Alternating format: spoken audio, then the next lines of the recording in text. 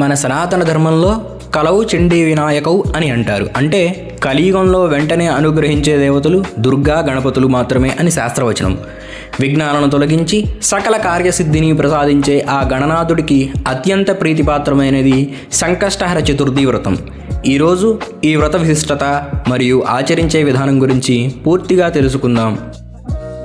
గణేశునికి సంబంధించిన ఉపాసన, సాధన, మంత్ర తంత్ర విధానాలు మరియు సాహిత్యం అంతా గణపత్యం అనే పేరుతో ప్రసిద్ధి చెందింది. ప్రతి మాసంలోనూ పౌర్ణమి తర్వాత వచ్చే కృష్ణపక్ష చవితిని సంకటహర చతుర్థి అంటారు. మనకు కలిగే సంకటాలను అంటే గొప్ప ఆపదలను హరిస్తుంది కాబట్టి దీనిని సంకష్టహర చతుర్థి అని పిలుస్తారు. పురాణాల ప్రకారం ఈ వ్రతం ఆచరించి అసాధ్యమైన ఫలితాలు పొందిన వారు ఎందరో ఉన్నారు. పార్వతీదేవి ఈ వ్రతాన్ని ఆచరించి ఆ పుణ్యఫలము చేత 6 మాసములలో శంకరుణ్ణి భక్తగా పొందింది. ధర్మరాజు ఈ వ్రతాన్ని ఆచరించి యుద్ధములో శత్రువులను సంహరించి తన రాజ్యాన్ని తిరిగి పొందాడు.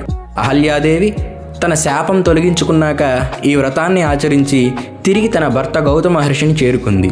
దమయంతిదేవి కూడా ఈ వ్రతాన్ని చేసి తన భర్త నలచక్రవర్తిని చేరుకుంది. ఏ వర్ణము వారైనా ఈ వ్రతము చేస్తే కోరికలు తీరి మరణానంతరం గణేశ సాన్నిధ్యం పొందుతారని శాస్త్రం చెబుతోంది.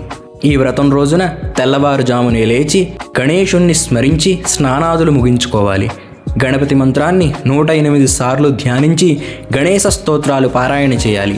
ఆ రోజంతా ఉపవాసం ఉండి సాయంత్రం వినాయకుని షోడశోపచారాలతో పూజించి ఉండ్రాళ్ళు, లడ్లు, బెల్లం, మోదకాలు నైవేద్యంగా సమర్పించాలి. ముఖ్యంగా చంద్రోదయం తర్వాత గణపతిని పూజించి చంద్రునికి అర్ఘ్యం ఇవ్వటం ఈ వ్రతంలో అత్యంత ప్రధానమైన ఘట్టం. సంకష్టహర చతుర్థి మంగళవారం నాడు వస్తే దానిని అంగారక చతుర్థి అంటారు.